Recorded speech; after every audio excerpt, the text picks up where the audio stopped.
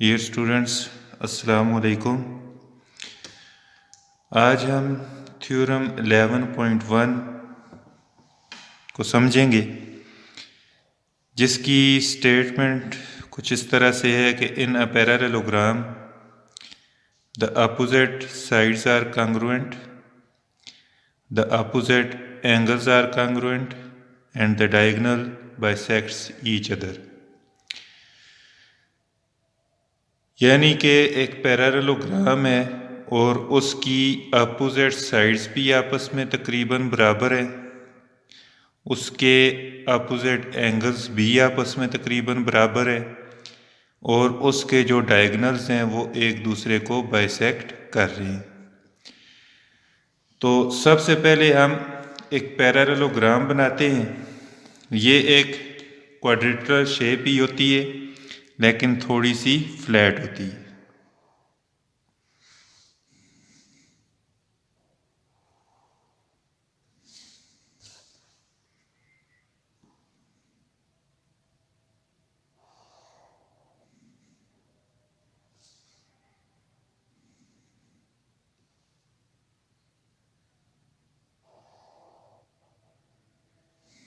और इसके डायगोनल्स भी साथ ही ड्रा कर लेते हैं।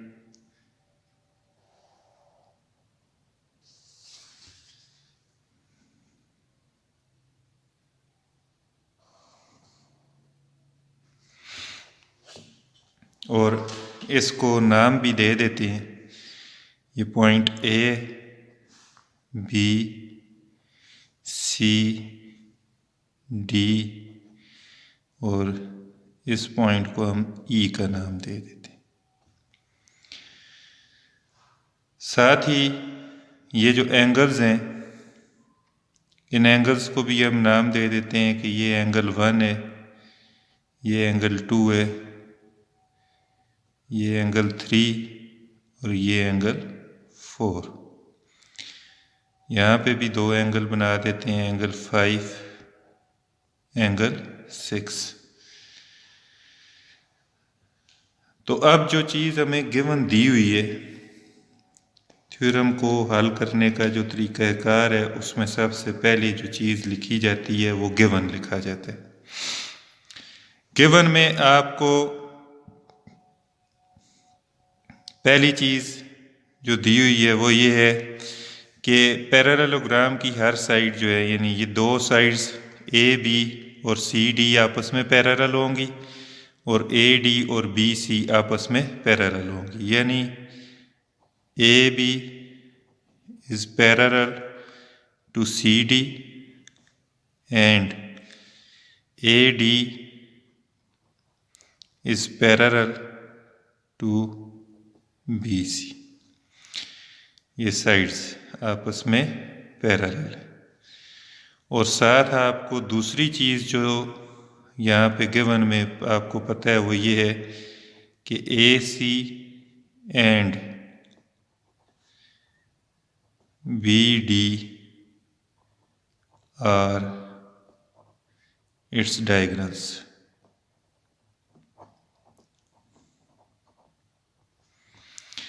फिर आपने प्रूव क्या करना है?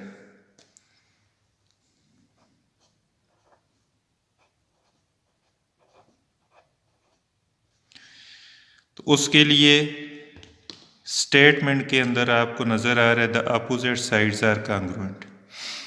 यानी फर्स्ट पॉइंट है कि आपने प्रूव करना है कि ए बी और इसके अपोजिट साइड जो है वो है सी डी, ये आपस में कॉन्ग्रुएंट है। ए डी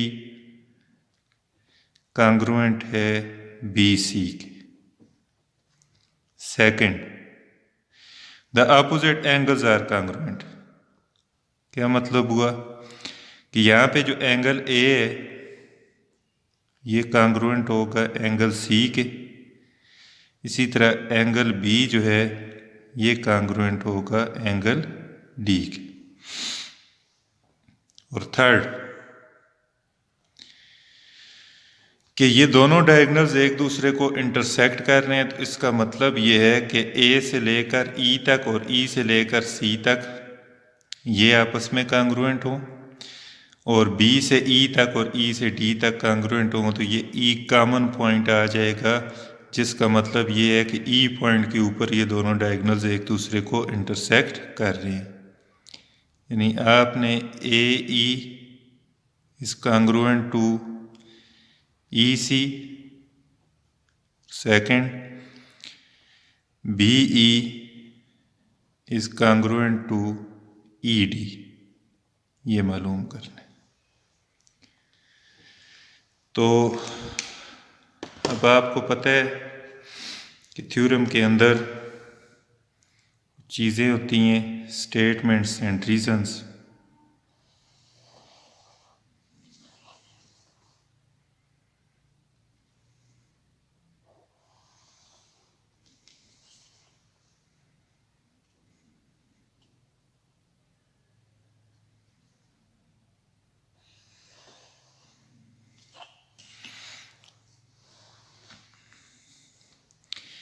ये आ गया जी स्टेटमेंट्स,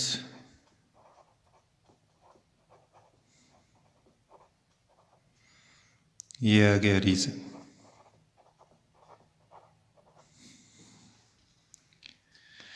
सबसे पहले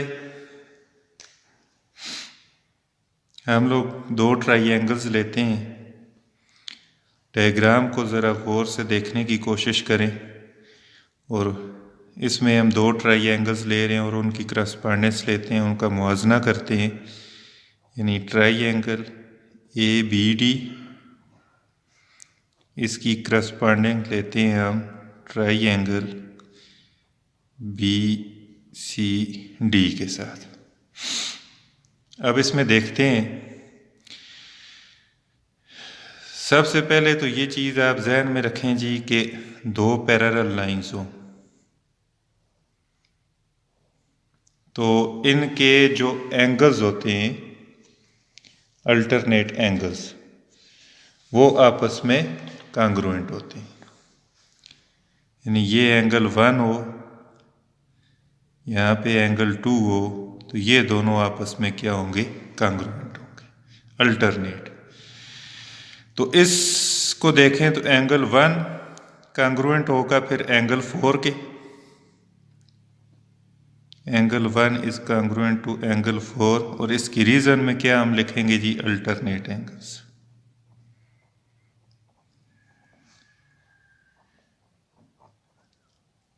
सेकंड, ये बी डी लाइन जो है, ये ए बी डी ट्राइएंगल को देखें और बी सी डी, तो इन दोनों के दरमियान ये बी डी लाइन क्या है, कॉमन आ रही है। तो B D is congruent to B D, reason में क्या लिखेंगे, कॉमन।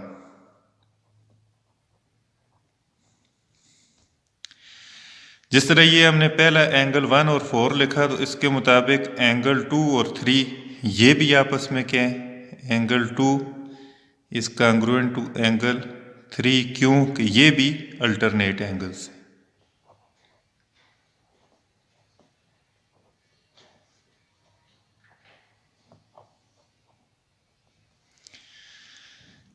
तो इन दो ट्राइएंगल्स के दो एंगल और एक साइड आपस में कांग्रुएंट हैं, तो इसका मतलब ये हुआ कि ट्राइएंगल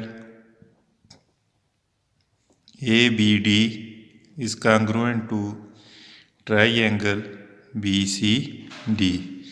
और किस वजह से हुई, एंगल साइड एंगल पोस्टुलेट, यानी angle side angle is congruent to angle side angle. तो जब ये दोनों ट्राइएंगल्स आपस में कांग्रुएंट हैं, तो इसका मतलब ये हुआ कि इनकी साइड्स भी आपस में कांग्रुएंट हैं। तो पहली बात हम यहाँ पे ले लेते हैं कि A B is congruent to C D, और इसकी रीजनिंग में हम बता देंगे corresponding sides of congruent triangles। फिर सेकंड, डायग्राम को देखें कि ये दोनों ट्राइंगल्स आपस में ये और ये आपस में कांग्रुएंट हैं, तो इनकी ये दो साइड्स भी आपस में क्या होगी, कांग्रुएंट। तो ये दो AD और BC साइड्स भी क्या हो जाएंगी, कांग्रुएंट हो जाएंगी। AD is congruent to BC।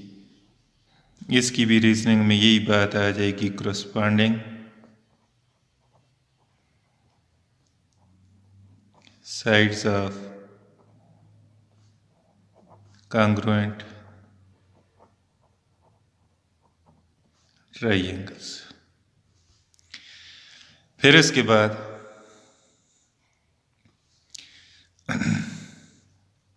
ये एंगल A और एंगल C, ये भी इन्हीं दो कांग्रुएंट ट्राइंगल्स के एंगल हैं, तो ये भी दोनों आपस में क्या होंगे, कांग्रुएंट होंगे।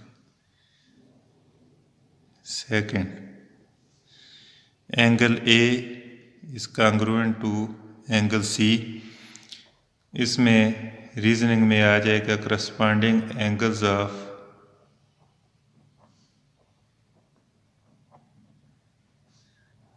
Congruent triangles. बाकी अब दो एंगल रह गए B और D।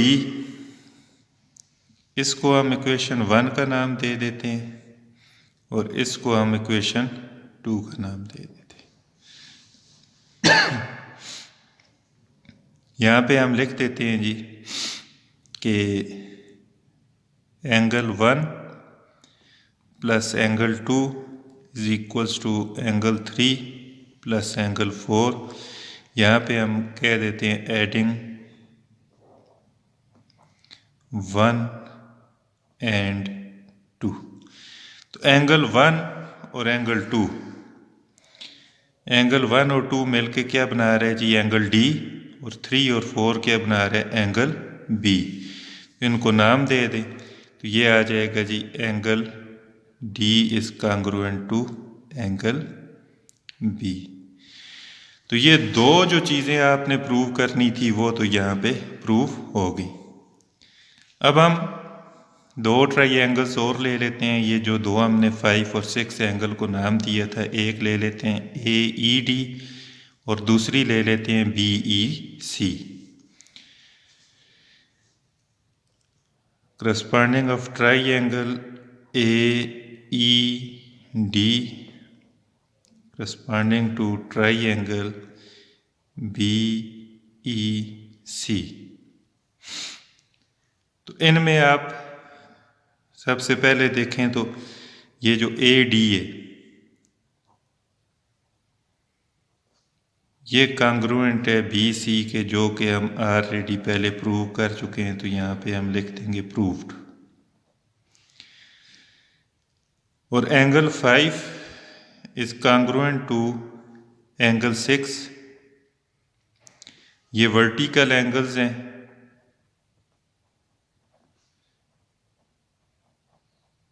ये इस वजह से दोनों एक दूसरे के कांग्रुएंट हैं कि दो स्ट्रेट लाइंस जो हैं इस तरह, ये अगर एक दूसरे को इंटरसेक्ट कर रही हो तो इनके ये वर्टिकल एंगल्स आपस में कांग्रुएंट होते हैं। और आखिरी चीज़ आपके पास जो है वो आ जाती है कि ये जो दो ट्राइंगल्स लिए तो 1 और 4, angle 1 is congruent to angle 4। ये भी आप लोग पहले प्रूव कर चुके हैं कि ये दो एंगल्स अल्टरनेट हैं और इस वजह से ये दोनों एक दूसरे के कांग्रुएंट हैं। तो यहाँ पे आप देखें जी, तो साइड एंगल एंगल वाला पोस्टुलेट जो है उसके मुताबिक ये दोनों triangles, triangle AED is congruent to triangle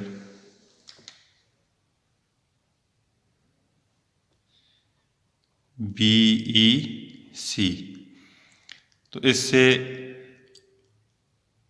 side angle angle postulate, side angle angle postulate के मुताबिक ये दोनों ट्राइंगल्स एक दूसरे के कांग्रुएंट है। तो जब ये दोनों एक दूसरे के कांग्रुएंट हो गई, ये वाली ट्राइंगल भी और ये वाली भी, तो इसका मतलब है कि ए ई और ई सी ये भी कांग्रुएंट है क्योंकि करस्पॉन्डिंग साइड्स हैं, और इसी तरह बी ई और ई डी भी कांग्रुएंट है क्योंकि ये भी करस्पॉन्डिंग साइड्स हैं कांग्रुएंट ट्राइंगल्स की। तो यहाँ पे हम लिख देंगे जी कि A E is congruent to EC and BE is congruent to ED, और इसकी आगे रीजनिंग लिख देंगे करस्पॉन्डिंग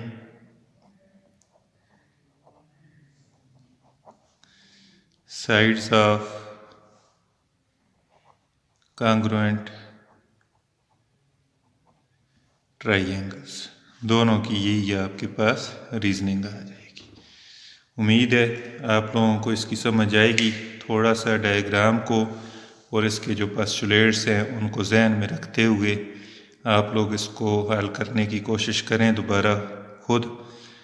तो अगर कोई भी क्यूरी हो तो वो आप लोग पूछ सकते हैं।